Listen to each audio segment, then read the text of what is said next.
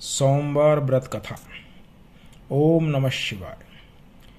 देवों के देव महादेव बहुत ही भोले माने जाते हैं, इसलिए उनका एक नाम भोलेनाथ भी है। पौराणिक मान्यतानुसार भगवान शंकर को प्रसन्न करने के लिए किसी भी तरह के खास विशेष पूजन की आवश्यकता नहीं होती, क्योंकि कहा जाता है कि वह तो भोले हैं और भक्त की मन से की गई क्षणिक मात्र भी भक्ति से वह प्रसन्न हो जाते हैं। अगर आप भी शिव की भक्ति और कृपा करने के लिए सावन के सोमवार का व्रत करते हैं तो इस कथा से भोलेनाथ को प्रसन्न कर सकते हैं। एक बार किसी एक नगर में एक साहूकार था।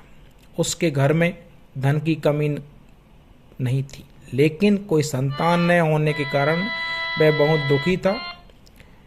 संतान प्राप्ति के लिए वह हर सोमवार को व्रत रखता था और पूरी श्रद्धा के साथ शिव मंदिर जाकर भगवान शिव और माता पार्वती की पूजा करता था। उसकी भक्ति देखकर एक दिन मां पार्वती प्रसन्न होकर भगवान शिव से साहूकार की मनोकामना पूर्ण करने का निवेदन किया।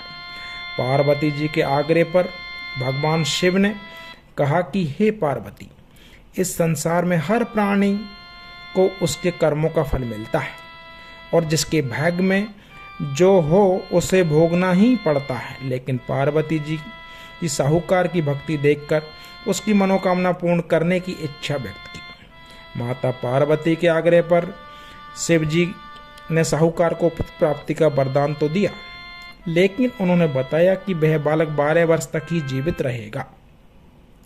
माता पार्वती और भगवान शिव की बातचीत को साहूकार सुन रहा था, इसलिए उसे ना तो इस बात की खुशी थी और ना ही दुख।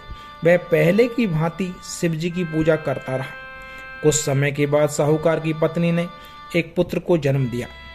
जब वह बालक 11 वर्ष का हुआ तो उसे पढ़ने के लिए काशी भेज दिया गया। साहूकार के पुत्र के मामा को बुलाकर उसे बहुत सारा धन देते हुए कहा कि तुम इस बालक को काशी विद्या प्राप्ति के लिए ले जाओ। तुम लोग रास्ते में यज्ञ कराते जाना और ब्राह्मणों को भोजन दक्षिणा देते हुए जाना। दोनों मामा भांजे इसी तरह यज्ञ कराते और ब्राह्मणों को दान दक्षिणा देते हुए काशी नगरी निकल पड़े। इस दौरान रात में एक नगर में पड़ा जहां नगर के राजा की कन्या का विवाह था, लेकिन जिस राजकुमार से उसकी विवाह होने वाला था वह एक आंख से काना था। राजकुमार के पिता ने अपने पुत्र के काना होने की बात को छुपाने के लिए सोचा क्यों ना उसने साहूकार के पुत्र को दूल्हा बनाकर राजकुमारी से उसकी शादी करवा दी जाए। बाद में उसको धन देकर विदा कर दूंगा। और राजकुमारी को अपने साहूकार का पुत्र ईमानदार था, उसे यह बात सही नहीं लगी, इसलिए उसने अवसर पाकर राजकुमारी के दुपट्टे पर लिखा कि तुम्हारा विवाह तो मेरे साथ हुआ है, लेकिन जिस राजकुमार के संग तुम्हें भेजा जाएगा वह एक आंख से काना है। मैं तो काशी पढ़ने जा रहा हूँ। जब राजकुमारी ने चुन्नी पर लिखी बातें पढ़ी तो उसे अपने माता पिता को यह सब बात बताई। राजा ने अपनी पुत्री को विदा नहीं किया, फिर बारात वापस चली गई।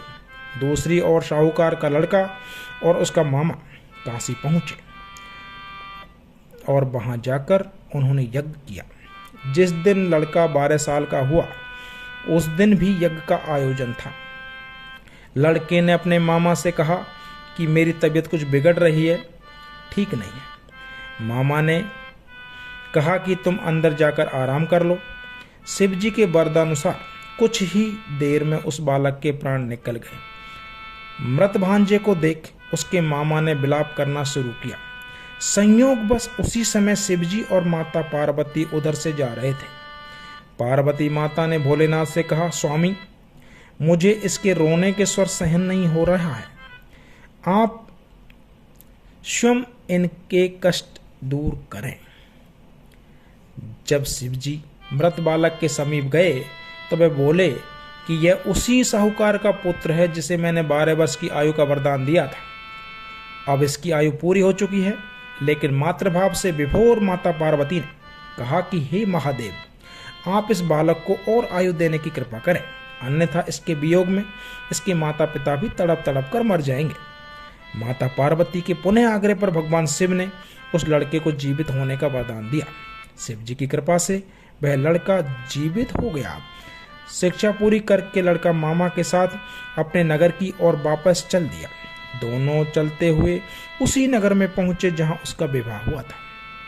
उस नगर में भी उन्होंने यज्ञ का आयोजन किया। उस लड़के के ससुर ने उसे पहचान लिया और महल में ले जाकर उसकी खातिरदारी की और अपनी पुत्री को विदा किया। इधर साहूकार और उसकी पत्नी भूखे प्यासे रहकर बेटे की प्रतीक्षा कर रहे थे।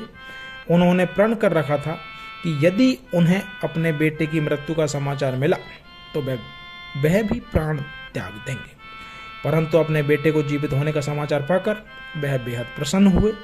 उसी रात भगवान शिव ने साहूकार के स्वप्न में आकर कहा